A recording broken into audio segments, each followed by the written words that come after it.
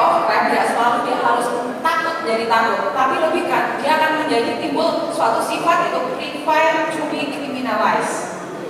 Ada menyatakan bukti empiris bahwa dalam kasus bom Sarinah masyarakat tidak takut, tapi dibalik itu fear of crime mereka terbentuk jadi bentuk mereka prevent menjadi korban. Contohnya mereka lebih selektif dalam memilih tempat ataupun ada upaya-upaya prevensi lainnya.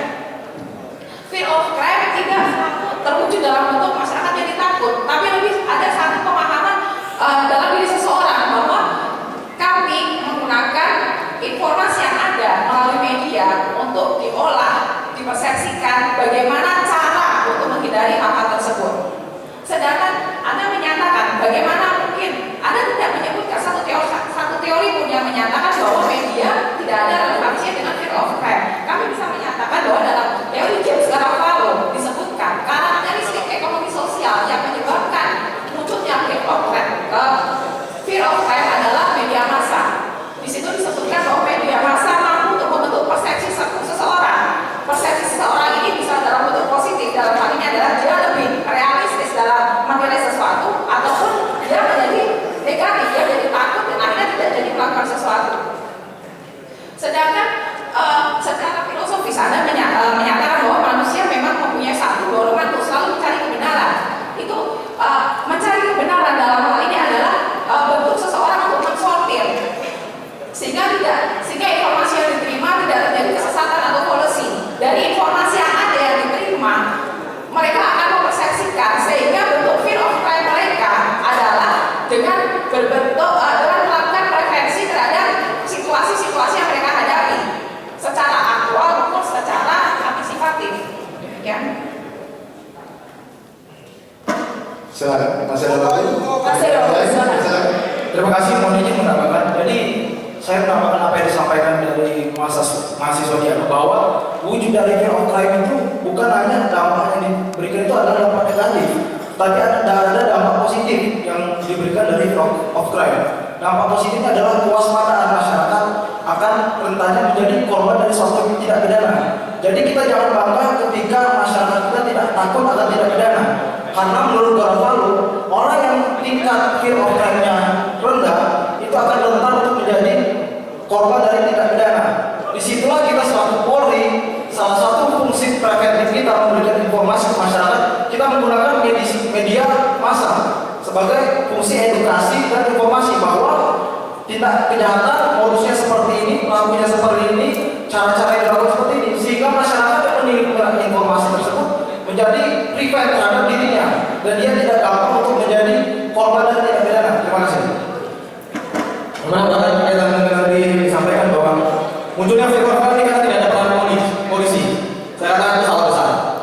Dengan adanya peran media ini yang membentuk fear of crime ini merupakan suatu keberhasilan kepolisian. Kenapa? Dalam hal menerapkan aspek kepolisian ini ada fungsi dimas, ada fungsi polmas. Di sinilah mereka tangan-tangan mereka lewat media untuk membentuk suatu situasi di mana masyarakat akan lebih peka dan waspada terhadap kejahatan. Yang kedua, dengan adanya fear of crime ini akan membuat masyarakat itu lebih erat. Mereka akan saling waspada, membentuk suatu pam swakarsa.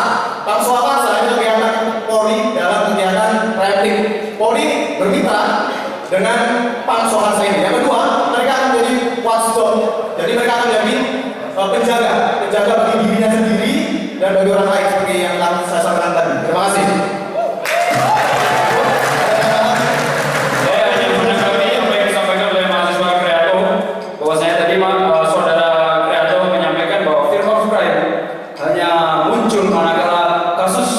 Tersebut yang diberitakan itu tidak tuntas. Kembali saya menanyakan, apakah benar seperti itu? Ya, kembali saya menyatakan bahwa saudara di sini itu berdasarkan teori dari siapa? Apakah saudara berasumsi atau itu statement saudara sendiri? Terima kasih. Baik, bagaimana angkatan 69? Kalau ditanggapi langsung, silakan.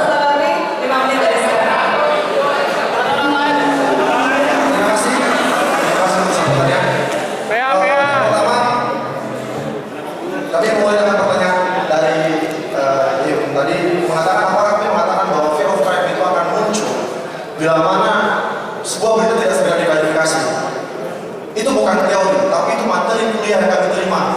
perkuliahan kami di semester 1. Dalam tema uraikan kota pencipta fear of crime yang diberikan oleh dosen pemangku kami, salah satu unsur besar adalah isu dan desas-desus yang lambat diklarifikasi.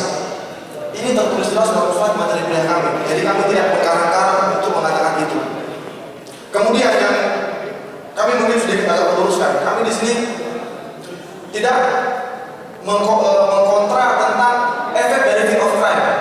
Yang kami kontra adalah efek media massa dalam menciptakan fear of crime. Itu yang kami kontra. Dan itu sudah dengan jumlah topik yang diberikan kepada kami. Sampai saat ini juga kami masih tetap berkata bahwa media massa itu tidak berdampak signifikan dalam tentang fear of crime. Sekarang masyarakat Indonesia sudah modern. Ciri-ciri masyarakat modern secara sosiologis lebih individual, lebih egois, dan susah dipengaruhi karena mereka sudah memiliki kemampuan dan latar belakang pendidikan yang tinggi. Pada tahun 50-an, pada waktu Amerika sedang gencar-gencarnya melaksanakan perang di Vietnam, itu merupakan salah satu contoh di mana media-media massa gagal melaksanakan pengaruh kepada massa. Kalau kita mengatakan pengaruh pada massa, pada waktu itu media massa berusaha untuk merekrut banyak masyarakat Amerika untuk bertempur. Tapi ketika masyarakat sudah tidak percaya kepada media, setiap hal yang dilakukan oleh media justru berbalik, membuat masyarakat semakin benci kepada media dan kepada pemerintah.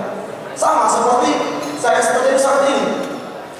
Pada waktu pemilu 2014, kita lihat bagaimana media itu 1 kali 24 jam memberitakan politik sampai masyarakat makin jenuh. Dan mulai sejak itu, masyarakat mulai melabel, oh media ini punya si ini, dia dari politik ini. Akhirnya, kami punya data di sini juga, contohnya seperti Trans TV dan Trans 7, itu milik Khairul Tanjung, yang merupakan berada dalam aliran politik Demokrat. Hari Tanjung, RCTI, MNC TV, Global, dalam Pelindo. Kemudian Abu Rizal Bakri, lembaga TV dan TV One, yang merupakan lokal. Surya Paloh, Metro TV. Ini data ini kami ungkap di sini untuk mengatakan bahwa saat ini trust publik terhadap media itu sudah semakin menurun. Harap tenang para penonton. Dan itu mengakibatkan berita di media massa tentang tindak kejahatan juga semakin tidak dipercaya. Apalagi jika kita mengamati, menganalisa pemberitaan media massa tentang tindak kejahatan, terkadang berita tersebut diulang-ulang dan diulang-ulang, sehingga masyarakat seringkali jenuh dengan pemberitaan tersebut. Bukti yang dirinya kan, bukti bahwa masyarakat sudah mulai jenuh dengan pemberitaan tindak kejahatan adalah rating televisi. Itu bukti fakta, di mana masyarakat lebih tertarik menonton sinetron daripada menonton berita TV. Kemudian saya tadi lupa menyampaikan, dalam ilmu kepolisian kita berada teori gunung es. Apa yang terlihat itu hanyalah ujung dari sebuah gunung es. Tapi di bawah gunung es itu ada begitu banyak kejadian yang tidak pernah direkam di permukaan. Tetapi itu dirasakan langsung oleh masyarakat. Jadi mereka sudah mengetahui isinya, mereka sudah mengetahui bawahnya, sakitnya apa segala macam itu mereka sudah tahu semua. Ujung gunung es yang dikatakan oleh media massa itu bagi mereka itu bukan sesuatu yang luar biasa. Sehingga efek fear of crime, kami ulangi, efek fear of crime tersebut itu sangat kecil untuk bisa mempengaruhi masyarakat untuk saat ini, untuk berdampak kepada masyarakat. Dengan penyampaian ini, kami kembali menyampaikan yang kami kontra dalam hal ini adalah efek media massa dalam menimbulkan fear of crime.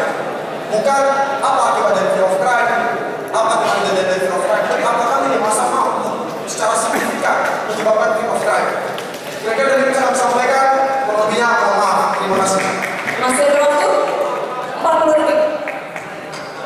Izin menambahkan, dalam hal ini sebenarnya sangat mudah untuk membuktikan apakah teori yang disampaikan oleh pihak pro itu berlaku atau tidak di Indonesia. Saya tidak menyangka bahwa teori yang disebutkan oleh pakar itu adalah benar, tapi apakah itu efektif